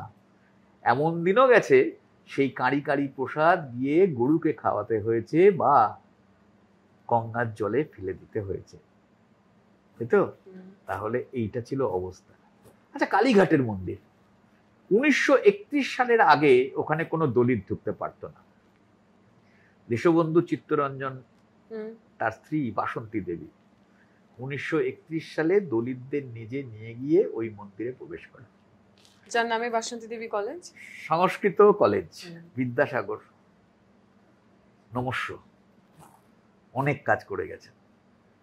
ব্রাহ্মণদের জন্য সংস্কৃত কলেজ খোলা, অন্য কেউ পড়তে পারবে না।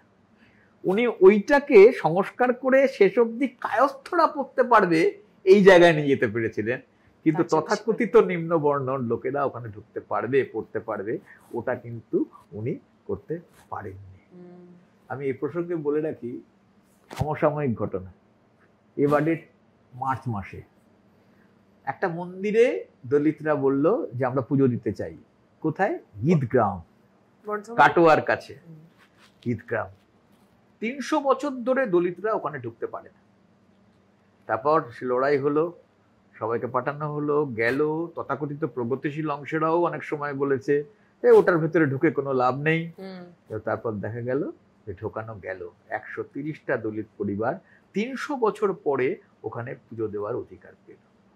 আবার ঠিক গঙ্গার এপারে নদিয়া জেলার বৈরামপুর দেবগ্রাম, সেই জায়গাতেও একই ঘটনা। সেখানে আবার শিডিউল কাস্টের একটা অংশকে ঢুকতে দেওয়া হচ্ছে। আচ্ছা, শিডিউল কাস্টের মধ্যে যেটা সবচেয়ে গরিব, মুচি, রুইদাস, তাদেরকে ঢুকতে দেওয়া হবে না। সবচেয়ে গরিব, গায়ে গন্ধ, চামড়ার কাজ করে, এই সবের নিরিখে তাকে ঢুকতে দেওয়া হবে। পিউরিটি পলিউশনের আর কি চক্করে সবচেয়ে নিচে যারা। তারপর ওখানকার লোকরা লড়লো, তারপরে ঢুকলো, প্রশাসনের উপর চাপ দিল। ঢোকার পরে ওখানকার সেবায়েতকে তথাকথিত ব্রাহ্মণ কায়স্থরা তারা বললো যে তুমি চলে আসো, আমরা আলাদা মন্দির করব।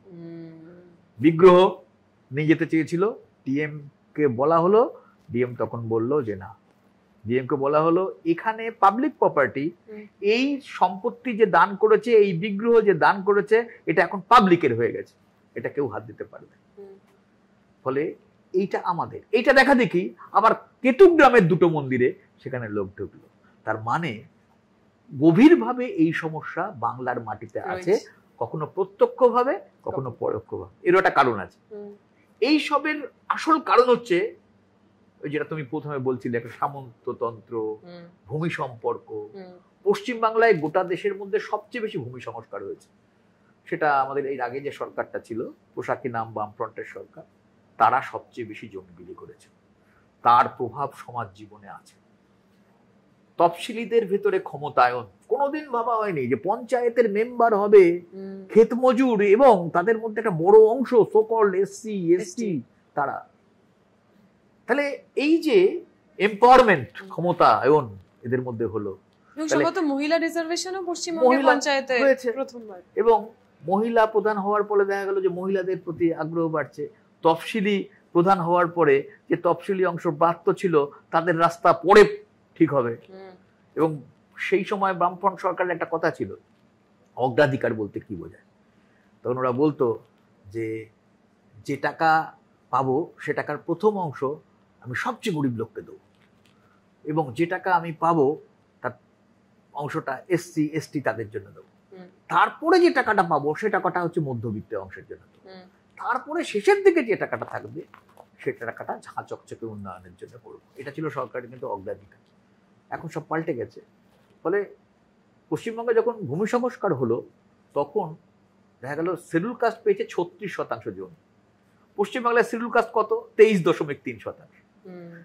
কিন্তু প্রথমে যখন জমি দেওয়া হয় তখন কিন্তু কাস্ট হিসেবে দেওয়া হয়নি, সবচেয়ে গরিব লোককে জমি দেওয়া হয়েছে। ভূমিহীন ক্ষেতমজুর। তাহলে ভূমিহীন ক্ষেতমজুরদের ভেতরে, গরিব লোকের ভেতরে সবচেয়ে বেশি কে? Schedule caste. ওই জন্য 23% শিডিউল কাস্ট, 36% জমি পেয়েছে। পশ্চিমবাংলায় এই যে তথাকথিত উত্তর ভারত দক্ষিণ ভারতের ভেতরে মতন প্রাবল্য নেই, জাতপাতের আক্রমণের প্রাবল্য নেই, তার কারণ কিন্তু ওই জায়গাটা।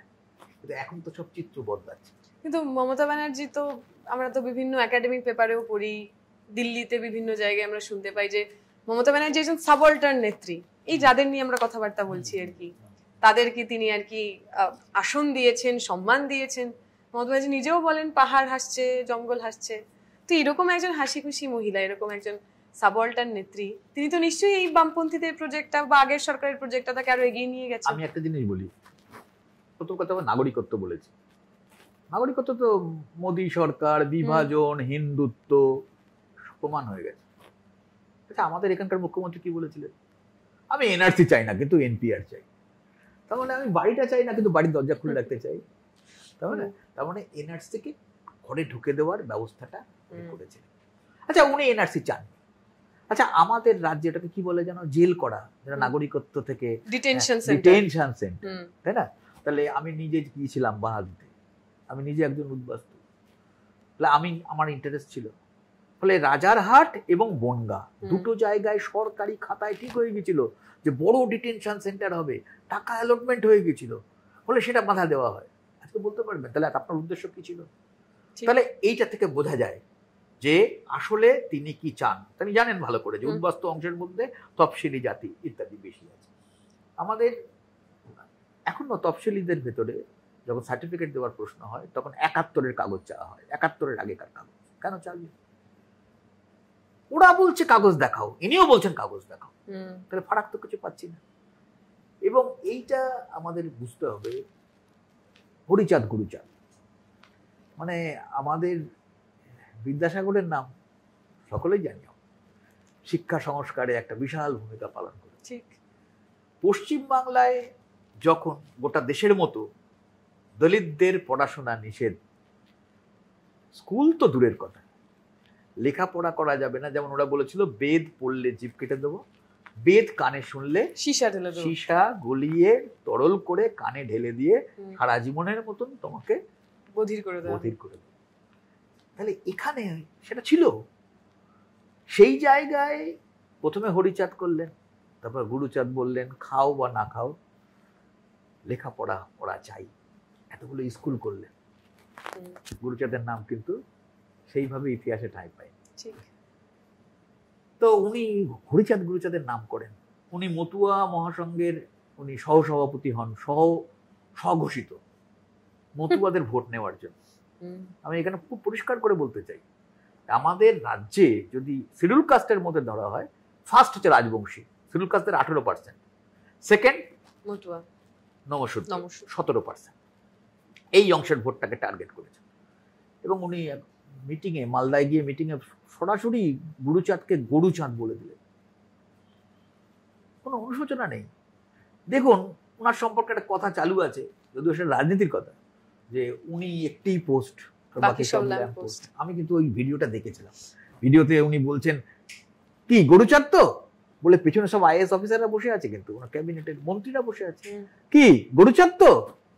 হ্যাঁ হ্যাঁ, আবার গুরুচাঁদ বলে। এইটা হচ্ছে ভান। হরিচাঁদ গুরুচাঁদের একটা ইউনিভার্সিটি হয়েছে, সবাই জানে হরিচাঁদ গুরুচাঁদকে কত শ্রদ্ধা করেন উনি, মতুয়াদের কত ভালোবাসেন, একটা ইউনিভার্সিটি করে দিয়েছে। আচ্ছা, এই ইউনিভার্সিটিটা কোথায় হয়েছে? একটা স্কুলের ঘর, একটা স্কুলের ঘরে একটা ইউনিভার্সিটি চলছে। ওর যে ভাইস চ্যান্সেলর করা হয়েছিল সেটা টেম্পোরারি, কল্যাণ ইউনিভার্সিটিতে করতো, আমি জানি, তপন গেছিল ওখানে। তো ফলে কোনো স্টাফ নেই। এইটা হরিচাঁদ গুরুচাঁদের প্রতি ভালোবাসা? কতজন ছাত্র পড়ে, কি ফ্যাকাল্টি চলছে? ফলে সেই জন্য সবটাই হচ্ছে ভান এবং আদিবাসীর নৃত্য। আলিপুরদুয়ারে গিয়ে উনি করলেন গ্লাভস পরে। সবাই তখন বলছে, দেখেছেন কত ভালোবাসে, আদিবাসীদের সঙ্গে নাচ করছেন। আর হাতের দিকে তাকাও, হাতে সাদা গ্লাভস দেখা যাচ্ছে, তাহলে গ্লাভস পরে নাচাচ্ছে। বিজেপি থেকে তৃণমূলে একটা এলো, তো ওদেরকে বলল যে তোমরা আদিবাসী, তোমাদের দণ্ড কাটতে হবে। দণ্ড কাটিয়ে বালুরঘাটে ওদেরকে দণ্ড কাটিয়ে বিজেপি থেকে তৃণমূলে নিয়ে আসা হবে। এইটা লিডার অফ দ্য সাবঅল্টার্নের নমুনা। ফলে সেই জন্য আসলে কি জন্য এরা করছে এটা একটুখানি বুঝে নেওয়া দরকার। কারণ আমাদের এখানে বাগদি আছে, আমাদের এখানে 25 লক্ষ সেন্সাসে গেলে 25 লক্ষ বাগদি। আমি কিন্তু যখন আমায় কেউ বলে, আচ্ছা লেফটরা চলে গেল, লেফটের সময় এতগুলো এসসি এতগুলো এসটি সিট সবই ওরা পেত, এখন ওরা পায় না ইত্যাদি, ঠিক আছে, ধরে নিলাম ভুল করেছে, জনগণ ওদেরকে সরিয়ে দিয়েছে। আর এই ভুলটাকে ঠিক করার প্রতিশ্রুতি দিয়ে যারা সরকারে এসেছে, তাহলে তারা এখন কি করছে? তাহলে যদি 25 লক্ষর মধ্যে আজকেও আমি দেখছি 95% হচ্ছে ক্ষেত মজুর, তাহলে এরা এই অবস্থায় রয়েছে কেন? ঠিক একই রকম ভাবে আমি যদি বলি যে ওখানে আর একটা সম্প্রদায় আছে, সেই সম্প্রদায়ের নাম হচ্ছে বদ্যি। সেই বদ্যিদের 100%ই তথাকথিত মধ্যবিত্ত শ্রেণীভুক্ত। তাহলে জাতের ভিত্তিতে একটা অর্থনৈতিক পরিচালিত হচ্ছে নাকি? বলে এই বিষয়গুলো আসে। দুয়ারে সরকার, র্যান্ডম ফেক সার্টিফিকেট। এবার যদি বলেন, দেখুন আসল লোক তো সার্টিফিকেট পেয়ে গেছে, এবার কটা লোক যদি নকল সার্টিফিকেট, তা না, নকল সার্টিফিকেট যত বেশি পাবে, আসল লোকের যে সুযোগ সুবিধা সেটা পাওয়াটা কমে যাবে। আজকে প্রমাণিত, সরকার নিজে স্বীকার করে নিয়েছে। এবং এই যে আজকে বলা হয়, আচ্ছা এই যে মহিলাদের উপর আক্রমণ ইতিমধ্যে প্রমাণিত হয়েছে ইউপি, তারপরেই পশ্চিমবাংলা। তাহলে পশ্চিমবাংলায় এই যে মহিলারা আক্রান্ত হচ্ছে, ধর্ষিতা হচ্ছে, তারা কারা? 98% ইদার এসসি অর এসটি অথবা মুসলিম। তাহলে পশ্চিমবঙ্গে কন্যাশ্রী রূপশ্রী দেওয়া হয় সবচেয়ে, গোটা ভারতবর্ষে তুমি খুব ভালো জানো, এই আন্দোলনের খবর রাখো, যে সবচেয়ে অল্প বয়সে বিয়ে কোন রাজ্যে হয়, তার নাম পশ্চিমবঙ্গ। কন্যাশ্রী রূপশ্রী দিয়ে তুমি যদি ডিভিডেন্ড পেতে, তাহলে সেই ডিভিডেন্ডে কি হয়? আমাদের সবচেয়ে বেশি ফুসলিয়ে নিয়ে যাওয়া এই রাজ্য থেকে বাচ্চা ট্রাফিকিং, সেটা এই রাজ্যে বেশি হয়। আচ্ছা ঠিক আছে, তারপরে কথা এলো সাইকেল দেওয়া ইত্যাদি। তাতে কি, তাতে আমার এটা সাধারণভাবে একটা হবে যে তাহলে বোধহয় আমার হচ্ছে ড্রপ আউটটা কমবে। ড্রপ আউট সবচেয়ে বেশি, আর ড্রপ আউটে করোনার সময় আমরা দেখিয়ে দিয়েছি সবচেয়ে বেশি হচ্ছে মেয়েরা এবং এই সোকল্ড মার্জিনাল অংশ, by caste and by religion. মানে মুসলিম আছে, তার মধ্যে এসসি আছে এবং এসটি আছে। এবং ওই যে অমর্ত্য সেনের প্রতীচী একটা রিপোর্ট করে দিয়েছিল, সেই রিপোর্টে দেখা গিয়েছে যে আসলে অঙ্ক করতে পারছে না, যোগ করতে পারছে না, ইংরেজি রিডিং করতে পারছে না, তাহলে শিক্ষার মানটা কোন জায়গাটায় গেছে? তুমি সাইকেল দিয়েছিলে কেন? পড়াশোনার ভেতরে ঢোকে, তার পরিবর্তে বেরিয়ে যাচ্ছে, তাই না? তুমি সাইকেল দিয়েছিলে কেন? গুণগত মান বাড়বার জন্য। ফলে তফসিলি অংশই তো এই স্কুলগুলোয় পড়ে। যারা একটু ভালো লেখাপড়া করে এখন হচ্ছে ইংলিশ মিডিয়াম, কাঁচের school, AC school, private school, বেশি টাকা মাইনের স্কুল, সেখানে যায়। এই স্কুলে এই হতভাগ্যগুলো পড়ে থাকে। সেই স্কুলেরই 26,000 স্টুডেন্ট মানে টিচার চলে যাচ্ছে ইত্যাদি ইত্যাদি। ফলে সেই জন্য আমার এরকম একটা ব্যাপার আছে, সেটা হচ্ছে যে রাজবংশীদের যদি দেখা যায়, রাজবংশীদের 70.66% হচ্ছে নিরক্ষর। এটা মমতা ভালো বোঝে। গত নির্বাচনের সময় ওই বলেছিল 200টা স্কুল তৈরি করে দেবো। কটা স্কুল হয়েছে? আমি যাই উত্তরবঙ্গে মাঝে মাঝে, তো উত্তরবঙ্গে যখন যাই তখন আমি খবর নেই কটা হলো। তারা বলে স্কুল আছে তো টিচার নেই, আর স্কুল তো হচ্ছেই না। সেই স্কুলে পড়ে কি করবে রাজবংশী? কোন ক্লাস অবধি পড়বে? তারপরে কোথায় পড়বে? ভোট নেওয়ার জন্য রাজবংশী ভাষা এবং ওই যে কোচ ভাষা তাকে স্বীকৃতি দিল, কি লাভ? তার অর্থনীতি, তার জীবনযাত্রার মানের কি উন্নয়ন ঘটেছে? তুমি একটা মদন মোহন মন্দিরের পাঁচিল করে দিলে, তাই না? একটা মন্দির করে দিলে, এটা দিয়ে কি উন্নয়ন হয়? ফলে বিজেপি এবং তৃণমূল, রাজবংশী যেহেতু সবচেয়ে বেশি ওই জায়গাটায়, ওখানে একটা রাজনীতি হচ্ছে, এই রাজ্যটাকে আলাদা করে দাও, উত্তরের অংশটাকে আলাদা রাজ্য করো। এবং সেটা অনেক আগে থেকেই সেই ডিমান্ড ছিল। ওদেরকে বোঝানো হচ্ছে যে আসলে দক্ষিণের অংশটা তোমাদেরকে বঞ্চনা করছে, তোমাদের দিকে তাকাচ্ছে না, তোমাদের অবহেলা করছে। তাহলে এই অবহেলা কেটে যাবে কখন? যখন তোমরা আলাদা হবে। কিন্তু এর পিছনে যে অনেকগুলো কারণ রয়েছে, চিকেন স্নেক, সেখান থেকে চীনের উপর নজর দেওয়া হবে, তারপর রাজবংশীদের দিকে একবার যদি সরকার তৈরি করতে পারে, বুলডোজার রাজনীতি হবে, ফলে এদের দিকে তাকানো হবে না। ফলে এইটা মানুষকে বোঝানোটা খুব জরুরি। বোঝানোর কাজে দুর্বলতা আছে যে আসলে তোমাদের রাজবংশীর নামে ভোট নেবে, কিন্তু ওইদিকে যাবে। আমাদের আর একটা হচ্ছে কালিয়াগঞ্জে একটা মেয়ে, সে হচ্ছে ধর্ষিতা হলো, রাজবংশী। আচ্ছা, বিজেপি লাফিয়ে উঠলো যে রাজবংশী মেয়ে ধর্ষিতা হচ্ছে, ব্যাস। এবং যে ধর্ষণ করেছে সে মুসলমান, হয়ে গেল। এইবার ব্যাস থানায় বিক্ষোভ হলো, থানায় বিক্ষোভ, ইচ্ছা করে থানা পুড়িয়ে দিল, ভাঙলো ইত্যাদি। রাত্রি 2টোর সময় মমতা ব্যানার্জির পুলিশ গেল, ওইখানে একটি রাজবংশী ছেলেকে গুলি করে মেরে ফেলে দিল। যে গুলি করে মারলো সে হচ্ছে মুসলমান। মুসলমান পুলিশ কেন মারবে রাজবংশীকে? ঘটনাচক্রে দেখা গেল যে রাজবংশী যে ছেলেটি, মৃত্যুঞ্জয় তার নাম সম্ভবত, সে একটি মুসলিম মেয়েকে বিয়ে করেছিল। আমরা একটা লম্বা আলোচনার মধ্যে দিয়ে গেছি এবং মনে হয় খুব ইম্পর্টেন্ট এবং খুব ইন্টারেস্টিং অনেকগুলো তথ্য উঠে এসেছে। পার্টিকুলারলি আমাদের যারা অডিয়েন্স, অনেকে তো রয়েছে যারা এই 90-এর পরবর্তী প্রজন্মের মানুষজন, এবং এখন তো আরো জেন জি, জেন আলফা ইত্যাদি ইত্যাদি চলে এসেছে। তো আমরা যেভাবে বড় হয়ে উঠেছি, আমাদের কাছে তো কাস্টকে বেসিক্যালি ইনভিজিবলাইজ করে রাখা হয়েছে। আপনি যে কথা বলছিলেন যে যখন পিছিয়ে পড়া মানুষ তারা তাদের অধিকারের কথা বলে, তখন সে জাতিবাদী। অথচ উচ্চবর্ণের মানুষ যখন 100% রিজার্ভেশন বিভিন্ন কর্মক্ষেত্রে উদযাপন করেন বা এনজয় করেন, সেটাকে নিয়ে কথা বলা যাবে না। ফলে এই একটা খুব গুরুত্বপূর্ণ জায়গায় আমরা আলোকপাত করতে পেরেছি। এবং যে মানুষ আমাদের কথা শুনছেন, তারা যেন কাস্টকে একটা পুরনো দিনের ঘটনা যার আজকের কোনো এক্সিস্টেন্স নেই সেভাবে না দেখেন। দ্বিতীয়, এটার যে আরেকটা এক্সট্রিম রয়েছে, যে কাস্টকে শুধুমাত্র আইডেন্টিটি হিসেবে দেখা, তার যে অর্থনৈতিক কথাগুলো যেগুলো আপনি বললেন, এই যে পুরো রিলেশন অফ প্রোডাকশন, তার সঙ্গে যে সম্পর্ক, সেটা থেকে আলাদা করে দেখা, সেই জায়গাটা একটা খুব, আমার মনে হয় আমরা ইম্পর্টেন্ট একটা পেহেল হিন্দিতে বলে, সেটা করতে পেরেছি। ফলে আমরা সামাজিক ন্যায়ের প্রশ্নটাকে আর্থিক ন্যায়ের সঙ্গে, নাগরিকত্ব অধিকারের সঙ্গে এবং সবটা মিলিয়ে সামগ্রিক সাধারণ মানুষ, একজন মানুষের বেঁচে থাকার অধিকার, সেই সবটা মিলিয়ে দেখতে পারবো। এবং যে মানুষ আমাদের কথা শুনছেন, আপনাদের যদি একটা কথা বলতেই হবে এর সঙ্গে, একটা ধর্মীয়করণ, ঠিক সেইটার পর্ব চলছে, এইটা কিন্তু একেবারে সামনে চলে এসেছে, এটাকে যুক্ত করতেই হবে। তাহলে ধর্ম, জাত এবং অর্থনীতি, শ্রেণী চেতনার মধ্যে দিয়ে আমরা অন্যরকম একটা সমাজ আশা করি তৈরি করতে পারবো, যে সমাজে কোনো রোহিত ভেমুলা হবে না, যে সমাজে কোনো মনীষা বাল্মীকি হবে না, যে সমাজে আমার পরিচয়, আমার পদবি, আমার যোগ্যতা, আমার পদবি, আমি মাথায় টুপি পরি কিনা অথবা আমি মহিলা কিনা এইগুলো দিয়ে তৈরি হবে না। এমন একটা সমাজের জন্য আমরা সবাই মিলে আশা করি কাজ করব, একসাথে থাকবো। আজ এইটুকুই। আপনাকে অনেক অনেক ধন্যবাদ। আমাদের খুবই ধন্যবাদ, তুমি ধৈর্য সহকারে এইসব কথাগুলো শুনেছো এবং ঠিক যে জায়গায় যে প্রশ্নটা করার কথা ছিল সেই জায়গায় সেই প্রশ্ন করছো, বলে তুমি অনেক ছোট, আমি তোমাকে ভালোবাসা জানাই। Thank you.